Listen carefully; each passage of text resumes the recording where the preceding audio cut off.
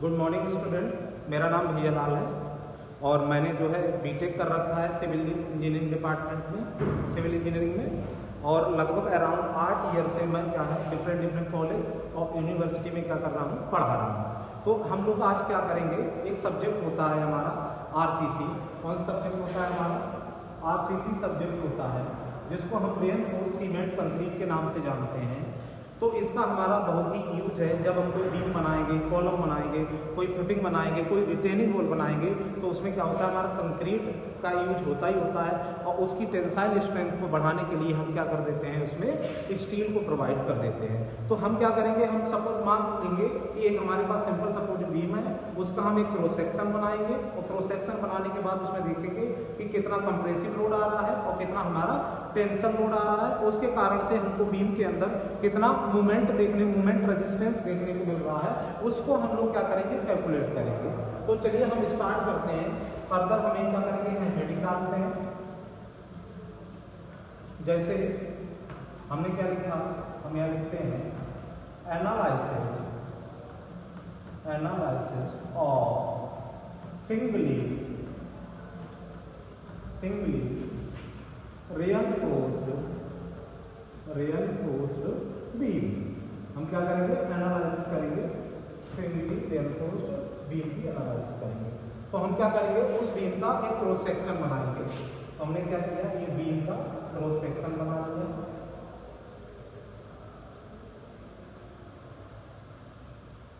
तो हमने मान रखा है कि इस बीम की जो विड्थ है वो क्या है, आपकी बी है। इसके बाद हमने सिंपल सपोर्टेड बीम माना है, तो इसके वजह से जो टेंशन है वो हमें बॉटम में देखने को मिलेगी। तो टेंशन को बियर करने के लिए हमने क्या किया है, बीम के अंदर स्टील प्रोवाइड कर रखी है। क्या प्रोवाइड कर रखी है, स्टील बार प्रोवाइड कर रखे हैं। ये एएसटी हमारा दे रखा है। तो हमने क्या किया, इसे जो स्टील है इसके हम सेंटर से और ऊपर जितना हमारा कंक्रीट पड़ा है कंप्रेशन जोन में, जो हम लोग डेप्थ मानेंगे वो इफेक्टिव डेप्थ होगी, उसे हम स्मॉल डी से डिनोट करने वाले हैं। इसके कहीं पे क्या होगा, दोनों फोर्स आके कहीं क्या होगा, दोनों फोर्स आके क्या कर रहे होंगे, एक दूसरे को न्यूट्रल कर रहे होंगे। तो वहां पर हमने क्या नाम दे दिया, उसको न्यूट्रल एक्सिस नाम दे दिया। क्या दे दिया, न्यूट्रल एक्सिस। अब क्या है, आईएस कोड जो 456/2000 है, उसने क्या है, कुछ एजम्पशन दे रखे हैं। तो उसने एक एजम्पशन बोला है कि अगर हमारा कोई सेक्शन है, अगर वो क्या है, लोड लगाने से पहले प्लेन है, तो लोड लगाने के बाद उसमें कुछ बेंडिंग आएगी, वो तब भी बेंडिंग आने के कारण से जो सेक्शन होगा जहां सरफेस पे कट करेंगे वो हमको प्लेन ही दिखने वाला है। मतलब हो सकता है वो इस तरीके से इंक्लाइन हो गया हो, जैसे ये सीधा है इंक्लाइन, लेकिन उसका जो सरफेस होगा वो आपको प्लेन ही देखने को मिलेगा, सरफेस प्लेन देखने को मिलेगा। तो हमारे कहने का मतलब है बीम में क्रैक आ रहे हैं, मतलब डिफॉर्मेशन हो रहा है। तो पहले ये कोई डिफॉर्मेशन था, लेकिन फिर जब हमने क्या किया, इस पे लोड लगा, जिसके कारण ये बेंड हुआ। बेंड होने के बाद भी सरफेस आपका कैसा देखने को मिला है, आपको प्लेन ही देखने को मिला है। कैसा देखने को मिला है, आपको प्लेन ही देखने को मिल रहा है। तो ये सेक्शन प्लेन देखने को मिल रहा है, ठीक है। इसके बाद इसमें क्या है कि आईएस कोड में बोल रखा है इसमें कि मैक्सिमम कोई भी कंक्रीट का बीम है, उसके अंदर आपकी मैक्सिमम जो कंप्रेसिव स्ट्रेंथ देखने को मिलेगा, वो कितना मिलेगा, 0.0035 देखने को मिलेगा। इसके बाद उसमें बोल रखा है कि आपको क्या करोगे, इसमें जो मिनिमम कंप्रेसिव स्ट्रेंथ देखने को मिलेगा वो 0.002 देखने को मिलेगा। इसके बाद उसने बोला है कि आपका जो टेंसाइल स्ट्रेन, मतलब स्टील में टेंसाइल स्ट्रेन होना चाहिए, वो आपका टेंसाइल स्ट्रेन कभी भी आपका 0.00 प्लस 0.87 FI/ES से कम नहीं होना चाहिए। कितना, यहाँ पर आपको टेंसाइल मिलेगा देखने को 0.002 प्लस 0.87 FY, कितना 0.87 FY/ES। क्या मिलेगा, अपान का ES, जहां पर आपका FY जो है वो आपकी कैरेक्टरिस्टिक स्ट्रेंथ है, स्ट्रेंथ है किसकी, characteristic strength of the steel, strength of the steel. तो हमने क्या किया है, आपने देखा होगा 0.87 f बाई ए रखा है। इसका मतलब क्या है कि हमने जो फैक्टर ऑफ सेफ्टी स्टील की रे रखी है वो कितनी 1.15 रखा है। तो उसको जब डिवाइड करेंगे तो हमारा 0.87 f बाई आने वाला है। तो हाँ, यहाँ पर एक चीज और हम क्लियर कर देते हैं कि कंक्रीट की जो फैक्टर ऑफ सेफ्टी होगी, इसकी कंक्रीट की फैक्टर ऑफ सेफ्टी जो हमें देखने को मिलेगी एज पर IS कोड वो कितनी होगी 1.5 होने वाली है। अब सवाल ये उठता है कि हमें यहाँ से ये पता चला कि फैक्टर ऑफ सेफ्टी कंक्रीट की ज्यादा है as compare to factor of safety steel, हमको ज्यादा देखने को मिल रही है। तो इसका मतलब क्या है, इसका मतलब ये है कि हम जो कंक्रीट है वो फील्ड यानी जहां कंस्ट्रक्शन वर्क चल रहा होता वहां पर प्रिपेयर करते हैं। तो वहां पर हमको क्या देखने को मिलता है कि हम लोग देखते हैं कि वहां टेम्परेचर वेरिएशन हो सकता है, वातावरण में मॉइस्चर हो सकता है, या वाटर में कुछ कमी हो सकती है, या बहुत तेज हवा चल रही हो उसके कारण से आपके कंक्रीट जो मिक्सर तैयार कर रहे हो वहां पर डस्ट आ सकती है, या हम उसको प्रॉपर मिक्सिंग नहीं कर पा रहे हैं जिसके कारण उसकी स्ट्रेंथ कम हो सकती है। तो हम क्या करते हैं उसमें फैक्टर ऑफ सेफ्टी 1.5 देते हैं। जबकि हमारी स्टील जो है वो हमारी स्टील कहाँ पे तैयार होती है, हमारी इंडस्ट्री में तैयार की जाती है। तो सारे स्टैंडर्ड जो मानक दिए होते हैं उनको फॉलो करके वहां पर बनाई जाती है। इस वजह से हम स्टील की जो फैक्टर ऑफ सेफ्टी है वो कम लेके चलते हैं। ठीक है, तो अगला एजम्पशन हम लोग देखते हैं, तो हम उसको हटा रहे हैं क्योंकि हम आगे डिस्कस करेंगे। तो हम यहां समझ गए होंगे आप लोग। तो अगला एजम्पशन बोलता है कि जो स्ट्रेस ब्लॉक है किसका, कंक्रीट का, हमारा सॉरी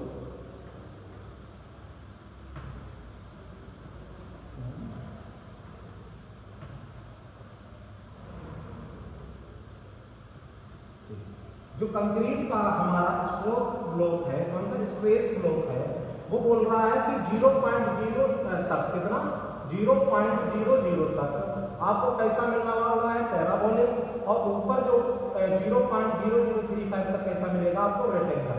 यानी कि यहाँ पर आप इस पे जो स्पेसेस आएंगे वो कितने आएंगे, हमें ऊपर देखने को मिलेंगे 4, 4, 6 FCK।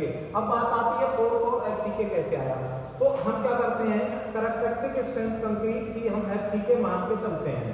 तो IS कोड हमको बोलता है कि किसी स्ट्रक्चर को आप जब बना रहे हो, स्ट्रक्चर मेंबर को, तो उसको इतना ना लेकर, क्योंकि हम जो टेस्ट परफॉर्म कर रहे हैं वो सिर्फ कंप्रेसिव स्ट्रेंथ के लिए परफॉर्म कर रहे हैं।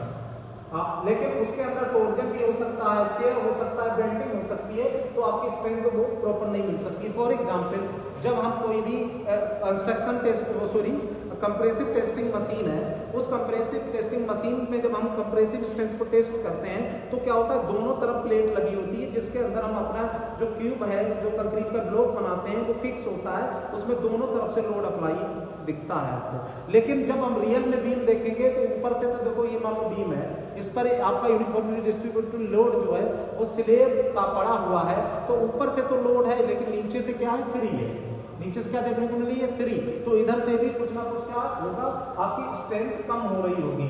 तो IS कोड बोलता है कि आप इतना ना मानकर आप क्या करो, 0.67 FCK टाइम्स ले लो। कितना, 0.67 FCK टाइम्स ले लो। इसके बाद बोलता है ये कौन सी हो गई, आपकी स्ट्रेंथ हो गई कौन सी, स्ट्रक्चरल की। अब कह रहा है कि डिजाइनिंग करना है, अगर आप डिजाइन कर रहे हो तो उसमें क्या करो, जो कंक्रीट की फैक्टर ऑफ सेफ्टी है उससे डिवाइड कर दो। तो जब FCK को आप फैक्टर ऑफ सेफ्टी से डिवाइड करेंगे तो हमारी वैल्यू कितनी है, 0.07 FCK है। इसे जब हम लोग 1.5 से डिवाइड करेंगे तो हमारी ये वैल्यू निकल के आएगी 0.446 FCK। तो हम इस पर क्या करेंगे, अपने स्ट्रक्चर को सेफ रखने के लिए हम लोग क्या करेंगे, डिजाइन करेंगे। क्लियर, यहां तक आई थिंक मुझे लगता है सबको क्लियर होगा। तो हम अब आगे थोड़ा डिस्कस कर रहे हैं। तो आगे क्या होता है कि हम क्या कर रहे हैं, इसको फाइंड आउट कर रहे हैं। तो सब करो, हमने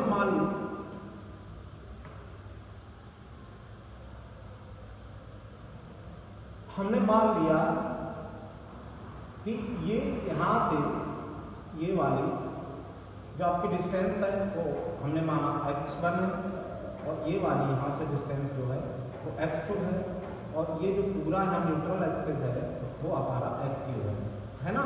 तो इसके बाद हमने यहाँ ये देखा कि यहाँ पर ये रेक्टेंगल ब्लॉक है, यहाँ पर कोई कंप्रेसिव फोर्स लग रहा होगा, तो वो कंप्रेसिव फोर्स हमने मान लिया C1। ये पैराबोलिक ब्लॉक है, इस पे भी कोई कंप्रेसिव फोर्स लग रहा होगा, वो आपका कौन सा होने वाला है, C2 होने वाला है। ठीक है, अब मैं क्या करूंगा, देखो ये ट्राइंगल बन रहा है, इसमें हम लोग क्या करेंगे, सिमिलर ट्राइंगल प्रॉपर्टी लगाएंगे। तो जब हम सिमिलर ट्राइंगल प्रॉपर्टी को, ये पूरा ट्राइंगल है तो कितना आएगा, 0.0035 अपान का XU। अब छोटा ट्राइंगल देखेंगे तो कितना हो रहा है, 0.002 अपान का X2। तो यहाँ से जो X2 की वैल्यू फाइंड आउट करेंगे वो हमारा होगा 4π7XU मिलने वाला है। अब अगर मुझे X1 निकालना है तो यहाँ डायग्राम से देख के मुझे पता चल रहा है कि X1 प्लस का X2 जो है वो XC के बराबर है। तो यहाँ से जब हम X1 फाइंड आउट करेंगे तो 3y7XU निकल के आने वाला है। क्या है हमारा, 3y7 निकल के आने वाला है। अब हम क्या करेंगे, यहाँ से हम अपने कंप्रेसिव फोर्स को क्या करेंगे, कैलकुलेट करेंगे। क्या कंप्रेसिव फोर्स, तो सबसे पहले कंप्रेसिव फोर्स क्या है, C1 है। तो C1 है, तो ब्लॉक कैसा है हमारा, रेक्टेंगल है। तो फोर्स क्या होता है, स्पेस इनटू एरिया होता है। तो सबसे पहले कंक्रीट में स्पेस कितने हैं वो लिखेंगे। तो स्पेस है हमारा 0.446 FC के। अब एरिया क्या है, एरिया क्या होता है, विड्थ इनटू डेप्थ। तो विड्थ क्या है किसी सेक्शन की B, तो इनटू क्या हो जाएगा आपका V हो जाएगा। अब इसकी हाइट यहाँ से कितनी है, इनटू X1 क्या है आपका, X1 है। तो X1 की यहाँ वैल्यू रख देंगे तो कितना हो गया, 0.446 FC के इनटू V इनटू 3y7XU। ये होने वाला है हमारा C1 कंप्रेसिव फोर्स। अब दूसरा देखेंगे कंप्रेसिव फोर्स कहाँ लग रहा है, C2, जिसका शेप कैसा ब्लॉक का हमारा पैराबोलिक के लिए है। तो हम यहाँ से C2 काउंट करेंगे। तो सबसे पहले वही फार्मूला स्पेसिस लिख लो, 0.446 FC के। अब जो पैराबोलिक का एरिया है कैलकुलेट करेंगे तो उसकी विड्थ तो सेम ही है, B है, इनटू हमारा B हो जाएगा। इसका एरिया क्या होता है, 2y आपका 2y3 इनटू कितना है, X2 हो जाएगा। क्या हो जाएगा, X2, क्योंकि B हमने ऑलरेडी पहले कैलकुलेट करके रख लिए।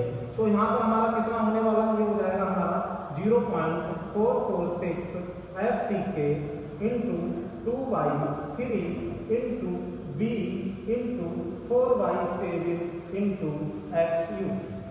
ये हमारा C2 कंप्रेसिव फोर्स यहाँ से कैलकुलेट हो गया। आप क्या करेंगे, हम इनका रिजल्टेंट, इनको दोनों को क्या कर देंगे, जोड़ देंगे। तो हमें टोटल कंप्रेसिव फोर्स है वो कितना मिलेगा, तो इक्वल टू हो जाएगा C1 प्लस का C2 ये होगा। तो C1 C2 जब हम सोल्व करेंगे तो हमें वैल्यू मिलने वाली है 0.36 FC के B इनटू XU। क्या मिलेगी, 0.36 FC के B इनटू XU।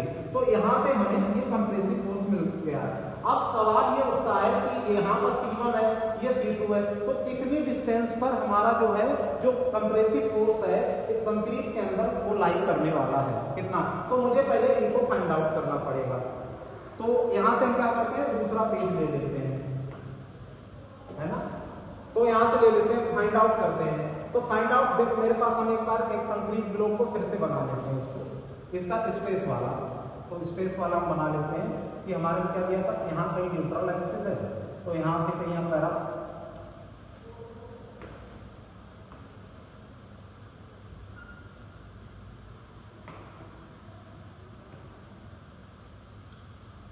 तो ये क्या है हमारे पास, कोई स्पेस ब्लॉक है इस तरीके से। तो यहाँ कहीं इसका न्यूट्रल एक्सिस था, यहाँ पर 0.2 कहीं लाइक 0.022, तो ये पैराबोल के लिए ऐसे दिखा था। और यहाँ क्या था, हमको रेड एंगल देखने को मिला था। तो यहाँ पर हमारी वैल्यू थी 4.446 FC के, ठीक है। यहाँ पर ये वैल्यू थी 0.002 और ये ऊपर यहाँ पर 0.035 मिलने वाली है। तो हमने देखा था एक कंप्रेसिव फोर्स C1 यहाँ लगा था, एक कंप्रेसिव फोर्स C2 यहाँ लगा था। यहाँ से इसकी जो डिस्टेंस थी वो न्यूट्रल एक्सिस थी, ये वाली यहाँ से डिस्टेंस कितनी थी हमारी, x1 थी, और ये वाली डिस्टेंस हमने क्या मान रखा था, x2। तो हम यहाँ क्या करते हैं, जैसे ये रेक्टेंगल ब्लॉक है, तो रेक्टेंगल ब्लॉक का क्या निकालना है, मुझे सेंटर ऑफ ग्रेविटी सीजी निकालनी है। तो सीजी के लिए हम क्या करेंगे, इसको मान लो, इसको मैंने मान लिया कि ये क्या है, A1 है। तो ये रेक्टेंगल ब्लॉक है, तो क्या हो जाएगा, A1 equal to x1 divide by 2 हो जाएगा। तो x1 की वैल्यू हमें पहले ही पता था 3/7 इंटू x था, तो ये क्या हो जाएगा, 3/14 इंटू x हो जाएगा, क्योंकि 2 से 7 में मल्टीप्लाई होगा। अब क्या होगा, हम यहाँ से, अब ये वाला यहाँ से देखोगे तो ये आपको कितना मिलने वाला है, A2। तो हम A2 कैलकुलेट करेंगे, तो A2 इसका कहाँ पर सीजी लाई कर रहा है वो देखेंगे। तो A2 क्या हो जाएगा, पहला तो आपका x1 प्लस का, अब जो पैराबोलिक होता है उसकी सेंटर ऑफ जो सेंटर ऑफ ग्रेविटी लाई करती है, वो कहाँ पे लाई करती है, 3/8 इंटू क्या हो जाएगा आपका x2, क्या हो जाएगा आपका x2। यहाँ से वैल्यू रखेंगे, तो यहाँ क्या हो जाएगा 3/14 x प्लस का 3/8 इंटू 4/7 x, ये आने वाला है A2। तो हमें क्या करना है, कहाँ पे लाई करेगा, तो मोमेंट ऑफ इनर्शिया हम लोग पढ़ते हैं, तो मोमेंट ऑफ इनर्शिया से हम लोग फाइंड आउट करेंगे। तो मोमेंट ऑफ इनर्शिया से जब देखेंगे कि कहाँ पर इसके पूरे ब्लॉक की सेंटर ऑफ ग्रेविटी कहाँ लाई करेगी, कितनी डिस्टेंस पर, तो उसके लिए होता है x बार आपका C1 A1 प्लस का C2 A2 अपान का आपका हो जाएगा C1 प्लस का C2। ठीक है, तो इसको जब हम सोल्व करेंगे वैल्यू रखकर, तो हमें वैल्यू मिलने वाली है 0.42 x। मतलब इसका मतलब ये हो गया कि जो हमारा टोटल कंप्रेसिव फोर्स लाई करेगा वो कहीं यहाँ पर इस डिस्टेंस पर लाई करने वाला है, और ये यहाँ से जो डिस्टेंस होने वाली है वो 0.42 XU होने वाली है। ठीक है, यहाँ तक हो गया क्लियर। अब हम क्या करेंगे, एनालिसिस करेंगे, क्या, टेंशन फोर्स को एनालिसिस करेंगे, एनालिसिस ऑफ कौन सा, टेंसाइल फोर्स, कि टेंसाइल फोर्स कितना लगने वाला है। तो टेंसाइल फोर्स जो होगा बीम के अंदर हमें देखने को मिलेगा, टेंसाइल फोर्स होगा, तो जो हमने स्टील प्रोवाइड कर रखी होगी, तो उस स्टील के सेंटर पे यानी सेंटर ऑफ ग्रेविटी पे लाई करेगा, तो जिस डायरेक्शन में कंप्रेसिव फोर्स लगा होगा जस्ट उसके अपोजिट डायरेक्शन में हम क्या करेंगे, अपना टेंशन फोर्स लगाएंगे। तो टेंशन फोर्स क्या होगा, पहली बात तो हमारे यहाँ देखेंगे कितना आ रहा है 0.87 F, ये तो स्पेस हो गया इंटू